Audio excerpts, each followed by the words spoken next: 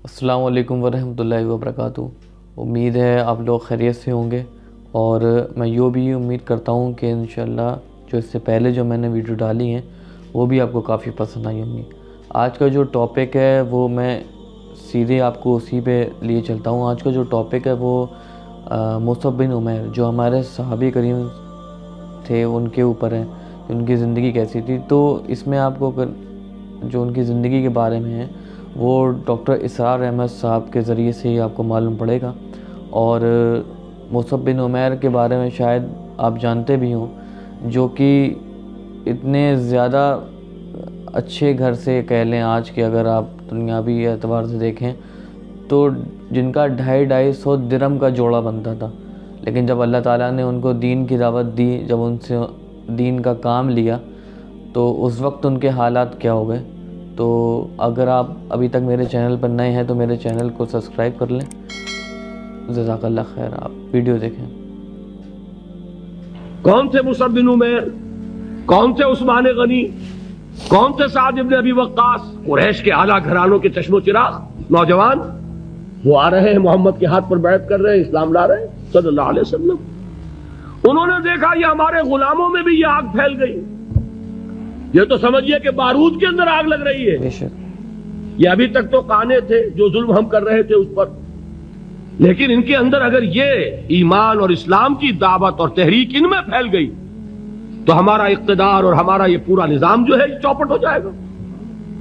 ये है वो चीज जो मैंने कल आपको इकबाल का मिसरा पढ़ा सुनाया था कि निजाम कोहना के पास बानो ये मारज़ इंक़िलाब में है।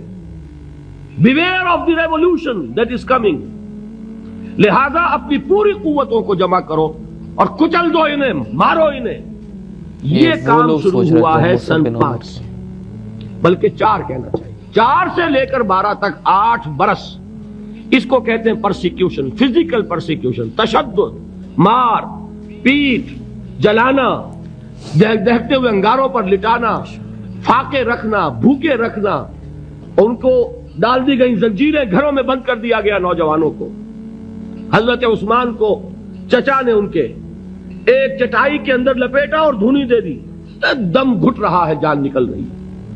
हजरत मुसअब बिन उमैर रज़ी अल्लाह ताला अन्हु, वो नौजवान 200 दिरहम का जोड़ा उनका सिलकर आता था शाम से तैयार होकर।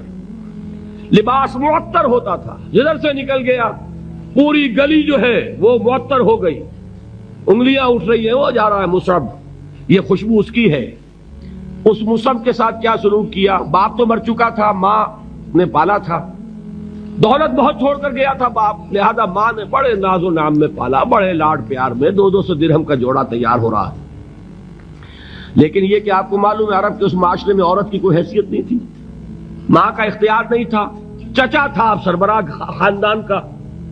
चचा ने कहा मुसअब, अगर तुमने अपने बाप का दीन छोड़ दिया है तो बाप की दौलत पर भी तुम्हारा कोई हक नहीं है, निकल जाओ घर से। उसने ये सोचा था कि मुसअब के होश ठिकाने आ जाएंगे, दिन में तारे नजर आ जाएंगे, नाजो नाम में पला हुआ घर से निकल के जाएगा कहां। ये सारा नशा जो है तौहीद का, ये हैरान हो जाएगा। हजरत मुसअब का जवाब बिल्कुल बरक्स था। अच्छा ठीक है चचा जान, मैं घर छोड़ता हूं। ईमान की ताकत वही बात जो कभी कही थी इब्राहिम ने। बाप ने क्या कहा था, वाजुरनी मलिया, जाओ चले जाओ, दफा हो जाओ मेरी निगाहों से। हजरत इब्राहिम ने क्या जवाब दिया था, सलामुन अलैक सास्तगफिरु लक रब्बी इन्नहु कान बी हफिया। अच्छा बाजान, आपका हुक्म यही है तो मैं चलता हूं, आप पर सलामती हो। मेरा रब मुझ पर बड़ा मेहरबान है, मैं उससे आपके लिए इस्तिगफार करूंगा। जल्दी। यही जो है हजरत इब्राहिम की नस्ल है ना कुरैश। आज इब्राहिम के एक बेटे के साथ वही मामला हो रहा है मुसअब के साथ, और मुसअब चलने के लिए तैयार हो गए। चचा ने सोचा, मैं समझता था कि होश ठिकाने आ जाएंगे, ये तो तैयार हो गया निकलने के लिए। गुस्से में आके अगली बात कही, ये कपड़े जो पहने हुए तुमने ये भी उसी मुशरिक बाप की कमाई के हैं, उतारो इनको। वही कपड़े उतारे, मादरजाद बरहना घर से निकाले गए। मां के पास पहुंचे, मां ने आंखों पर हाथ रखे। मुसअब क्या हुआ कि मां से कहते हैं कि मां मैं मुवहिद हो गया हूं। कितनी बड़ी बात है। और वहां से गए, फिर हुजूर की खिदमत में कपड़े कहीं से मांगे होंगे। ये मुसअब हैं 200 दिरहम का जोड़ा पहनने वाले। सही बात है। جب حضور پر مدینے کے 12 افراد ایمان لائے تھے، بیعت عقبہ اولا ہوئی، انہوں نے کہا کہ حضور ہمیں کوئی شخص اپنا ایسا شاگرد دیجئے جو ہمیں قرآن پڑھا سکے۔ حضور نے حکم دیا مصعب جاؤ، اب مدینے جاؤ، یثرب جاؤ، یثرب والوں کو قرآن پڑھاؤ، انہیں تبلیغ کرو۔ مصعب گئے ہیں وہاں، 1 سال کی کمائی 75 افراد لا کر حضور کے جھولی میں اگلے سال ڈال دیے کہ حضور یہ میری 1 سال کی کمائی ہے۔ 72 مرد 3 عورتیں، انہوں نے وہ بیعت کی تھی، بیعت عقبہ ثانیہ، جس کے الفاظ کل میں نے آپ کو سنائے تھے۔ بایعنا رسول اللہ صلی اللہ علیہ وسلم علی السمع والطاعت فی العسر والیسر والمنشط والمکرہ وعلی اثرۃ علینا وعلی لا ننازع الامر اہلہ وعلی ان نقول بالحق اینما کنا لا نخاف فی اللہ لومۃ لائم۔ یہ 72 مرد تھے مدینے کے جنہوں نے یہ بیعت کی۔ پھر انہوں نے ریکویسٹ کی کہ حضور اب آپ ہمارے ہاں تشریف لائیے، ہم اگر یہ مکے والے وہاں حملہ کریں گے تو ہم آپ کی حفاظت کریں گے جیسے کہ اپنے اہل و عیال کی کرتے ہیں۔ بہرحال وہ مصعب بن عمیر ہیں جو غزوہ احد میں شہید ہوئے، اور جب شہید ہوئے تو ان کے جسم پر صرف 1 چادر تھی۔ ایک بات تو یہ نوٹ کیجئے، موضوع سے ذرا بات تھوڑی ادھر ادھر جا رہی ہے، لیکن یہی چیزیں ہیں اصل میں کہ جو ہمارے دلوں کو منور کرنے والی ہیں نور ایمان سے۔ بے شک وہ علم بردار تھے غزوہ احد میں، جھنڈا مسلمانوں کا ان کے پاس تھا۔ ایک ہاتھ پر، ایک شانے پر وار پڑا، ہاتھ کٹ گیا، دوسرے سے تھاما، دوسرے پہ کٹ گیا، اب دونوں حصوں کے بچے ہوئے ٹکڑوں سے جھنڈے کو تھاما، گرنے نہیں دیا، یہاں تک کہ شہید ہو گئے۔ گرے ہیں تو جھنڈا گرا ہے۔ شکل میں حضور سے بہت مشابہ تھے، خبر اڑ گئی کہ محمد شہید ہو گئے صلی اللہ علیہ وسلم۔ یہ مصعب بن عمیر کا واقعہ ہے۔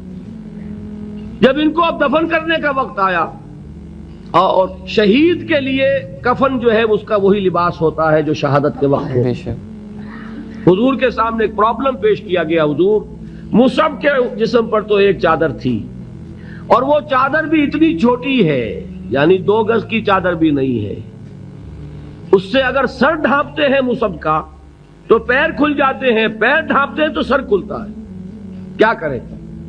حضور نے فرمایا سر ڈھانپ دو چادر سے اور پیروں پر گھاس ڈال دو۔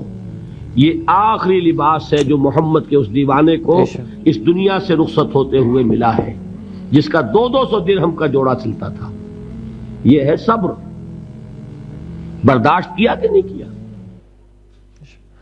تو آپ نے سنا کس طریقے سے جس شخص کا 200 درہم کا جوڑا بنتا ہو، اور آخری وقت میں جب انہیں دین کی دعوت ملی اور جب انہوں نے دین کو سمجھا جیسے کہ ہم نہیں سمجھ رہے ہیں، تو ان کا جو آخری لباس جس کو کفن کہتے ہیں وہ اس طریقے کا تھا کہ جب ان کا سر کو ڈھک رہے تھے تو ان کے پیر کھلے جا رہے تھے، اور جب ان کے پیروں کو ڈھک رہے تھے تو پھر ان کے سر کھلا جا رہا تھا۔ تو کس طریقے سے انہیں دین کو سمجھنے کی جو اللہ تعالیٰ نے جو توفیق دی، اور انہوں نے دین کو جو سمجھا، کیا اس وقت ہم بھی دین کو لے کے اتنے ہی سینسیٹیو ہیں؟ تو مجھے تو نہیں لگتا کہ ہم لوگوں نے دین کو لے کے اس طریقے سے قربانیاں کچھ دی ہیں، بل تو بات یہ ہے کہ ہم لوگوں کو جو دین ہے وہ وراثت میں مل گیا ہے۔